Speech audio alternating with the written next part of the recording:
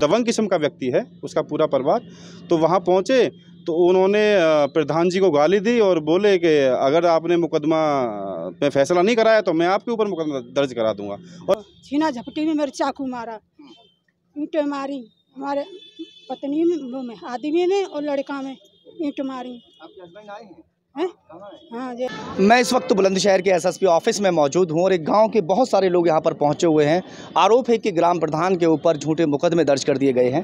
क्या कुछ मामला है जान लेते हैं। क्या नाम है आपका? मेरा नाम राकेश सिसोदिया है। गांव कौन सा? गांव बनेल, थाना पहासू। क्या मामला बताइए। मामला 16 तारीख का रात का है, जहां पर एक पीड़ित परिवार को और दबंग लोगों ने ईंटों से, पत्थरों से और चाकुओं से हमला किया। उसका वीडियो भी वायरल हुआ है और कई चैनलों पे वीडियो चली है। 17 तारीख को आरोपियों के खिलाफ मुकदमा दर्ज हो जाता है।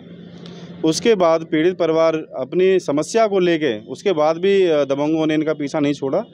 तो उस समस्या को लेके ग्राम प्रधान बनेल प्रधानपति के पास पहुँचे तो वहाँ पर उन्होंने इन्हें मदद का आश्वासन दिया। आरोपी को जब पता चला, चूँकि वो दबंग किस्म का व्यक्ति है उसका पूरा परिवार, तो वहाँ पहुँचे तो उन्होंने प्रधान जी को गाली दी और बोले कि अगर आपने मुकदमा पे फैसला नहीं कराया तो मैं आपके ऊपर मुकदमा दर्ज करा दूंगा।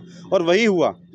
3 दिन के अंतराल में वहाँ से थाना प्रभारी निरीक्षक का ट्रांसफ़र हुआ और उस बीच में जो क्राइम इंस्पेक्टर हैं दारा सिंह, उनके हाथ में थाने का चार्ज रहा। उन्होंने 70,000 रुपये लेके, जो कि गांव में ये बातें चल रही हैं, फैल रही हैं, झूठी नहीं है, सच बात है, क्योंकि आरोपी के मुंह से ये बातें चल रही हैं। 70,000 रुपये लेके ग्राम प्रधान बनेल। नहीं, एक बात बताइए मुझे जी, जो आप 70,000 रुपये का जिक्र कर रहे हैं, ये कहीं रिकॉर्ड में है आपके पास में कि उन्होंने 70,000 रुपये लिए? रिकॉर्ड में नहीं है, लेकिन आरोपियों के द्वारा ही ये बातें गांव में फैल रही हैं कि पहले 50,000 रुपये दिए थे उन्होंने, उसमें 50,000 रुपये में मुकदमा दर्ज नहीं किया, फिर उनको 70,000 रुपये दिए गए, तब जाके उन्होंने मुकदमा दर्ज किया प्रधानपति के ऊपर।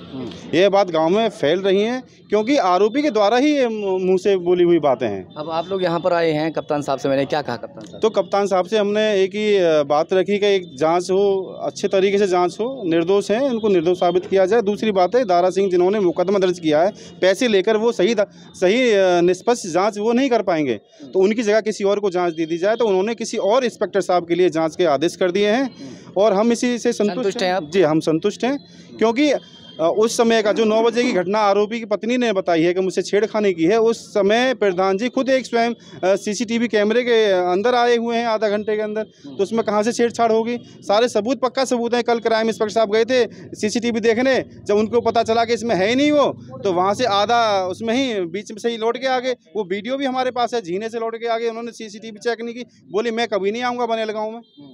तो इस तरह की दारा सिंह इंस्पेक्टर साहब बात कर रहे हैं। मुझसे भी बदतमीजी की, मैंने एप्लीकेशन दिया एसपीआर साहब को, जांच के आदेश कर दिए उन्होंने सीओ साहब के लिए, और मैंने तो बोल दिया, रिकॉर्ड निकाल लिए। सबसे बदतमीजी कर रहे हैं। जो भी आरोपियों के पक्ष में, आरोपियों के खिलाफ जा रहा है, उस पर ही मुकदमा दर्ज करने की वो दे रहे हैं, धमकी दे रहे हैं, क्योंकि पैसा लिया हुआ कहीं तो बचाना पड़ेगा।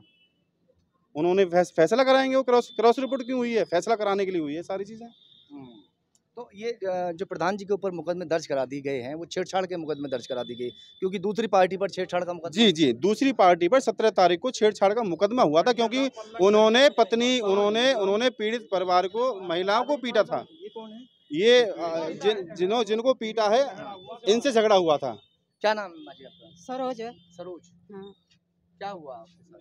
थोड़ा इधर देखिए। झगड़ा हुआ था। आज 4 लोग आए हमारे घर पे, ईंट मारी, किवाड़े तोड़ी।